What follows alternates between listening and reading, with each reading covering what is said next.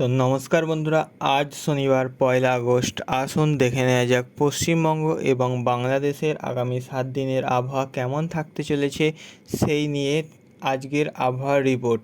তো এখন বর্ষার মূল সক্রিয় পর্বের মধ্যে দিয়ে যাচ্ছে। বঙ্গোপসাগর থেকে প্রচুর জলীয় বাষ্প ঢুকছে স্থলভাগে, আর তার সঙ্গে মৌসুমি অক্ষরেখা মোটামুটি সমতল ভূমির ওপর দিয়েই বিস্তৃত থাকায় প্রায় প্রতিদিনই দুপুরের পর থেকে সন্ধ্যার মধ্যে মেঘ জমে বজ্রবিদ্যুৎ সহ বৃষ্টি নামছে। আবার রাতের দিকে আকাশ কিছুটা পরিষ্কার হয়ে যাচ্ছে। এই প্যাটার্নটা আগামী পুরো সপ্তাহ জুড়েই মোটামুটি বজায় থাকবে বলে মনে হচ্ছে। প্রথমে আসা যাক দক্ষিণবঙ্গের কথায়। কলকাতা ও তার সংলগ্ন হাওড়ায় সংলগ্ন হাওয়া আজ এবং আগামীকাল আকাশ আংশিক মেঘলা থাকবে। রাতের তাপমাত্রা 26 থেকে 27 ডিগ্রির আশেপাশে ঘোরাফেরা করবে, আর দুপুরের দিকে তা 30 থেকে 32 ডিগ্রি পর্যন্ত উঠে যাবে। তবে আর্দ্রতার কারণে গরমটা অনুভূত হবে আরও বেশি।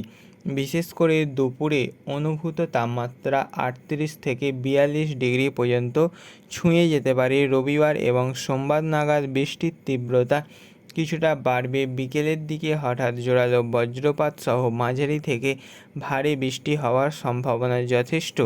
হাওড়া এবং কলকাতার একদম গা ঘেঁষে থাকায় একই ধরনের আবহাওয়া সেখানে প্রযোজ্য হবে। সপ্তাহের মাঝামাঝি অর্থাৎ মঙ্গল বুধ নাগাদ বৃষ্টির প্রাবল্য কিছুটা কমলেও আকাশ মেঘলায় থাকবে এবং গুমোট গরম অনুভূত হবে। হুগলি ও নদিয়া জেলাতেও একই রকমের চিত্র। নদিয়ার জন্য পাওয়া তথ্য অনুযায়ী তাপমাত্রা 27 থেকে 32 ডিগ্রির মধ্যে থাকবে, আর সন্ধ্যের দিকে বিক্ষিপ্ত বজ্রগর্ভ মেঘ থেকে বৃষ্টি হবে। মাঝে মধ্যে হালকা ঝোড়ো হাওয়া বইতে পারে।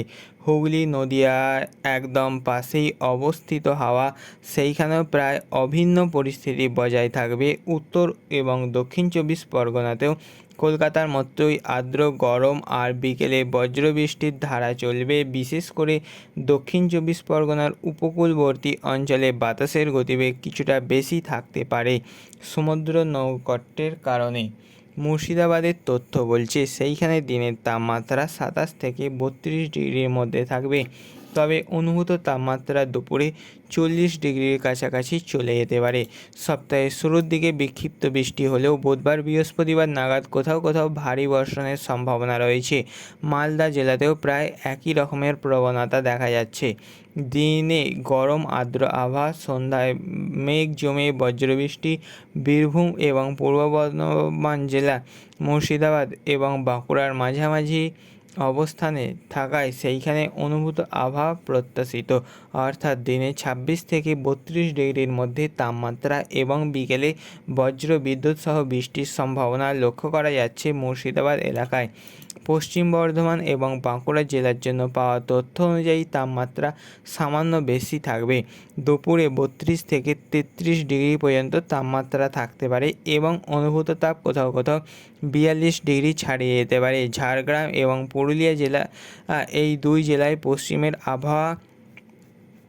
পশ্চিমে অবস্থিত হাওয়া সেইখানকার আবহাওয়ার প্রায় কাছাকাছি থাকবে। দিনভর গুমোট গরম এবং বিকেলের দিকে বজ্র ঝড়ের প্রবণতা রয়েছে। পূর্ব এবং পশ্চিম মেদিনীপুর জেলার দীঘা সমুদ্র উপকূল অঞ্চলে সমুদ্রের নৈকট্যের কারণে বাতাস কিছুটা বেশি থাকবে এবং আর্দ্রতাজনিত গুমোট ভাব বজায় থাকবে। মাঝে মাঝে উপকূলবর্তী এলাকায় বাতাসের ঝাপটা 30 কিলোমিটার পর্যন্ত হতে পারে।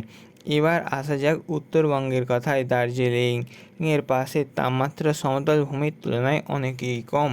দিনে 18 থেকে 24 ডিগ্রির মধ্যে ঘোরাফেরা করবে। সেইখানে বৃষ্টির প্রবণতা প্রতিদিনই থাকছে। বিশেষ করে সপ্তাহের শুরুতে হালকা থেকে মাঝারি বৃষ্টি এবং মাঝে মধ্যে কুয়াশাচ্ছন্ন পরিবেশ দেখা যাবে। কালিম্পং অঞ্চলেও প্রায় একই ধরনের ঠান্ডা মেঘলা আবহাওয়া বজায় থাকবে। তাপমাত্রা 19 থেকে 26 ডিগ্রির মধ্যে থাকবে।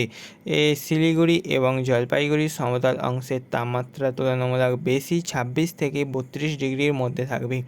আর বৃষ্টির পরিমাণ পাহাড়ের তুলনায় বেশ কিছু বেশি হতে পারে, কারণ পাহাড় থেকে নেমে আসা আর্দ্র বাতাস সমতলে এসে মেঘ তৈরি করছে।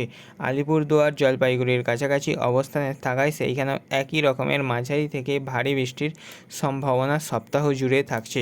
কোচবিহার জেলার তাপমাত্রা 27 থেকে 32 ডিগ্রির মধ্যে থাকবে এবং প্রতিদিনই বিকেলের দিকে বজ্র বৃষ্টির সম্ভাবনা যথেষ্ট বেশি বলে মনে হচ্ছে। সপ্তাহে মাঝামাঝি সময় কোথাও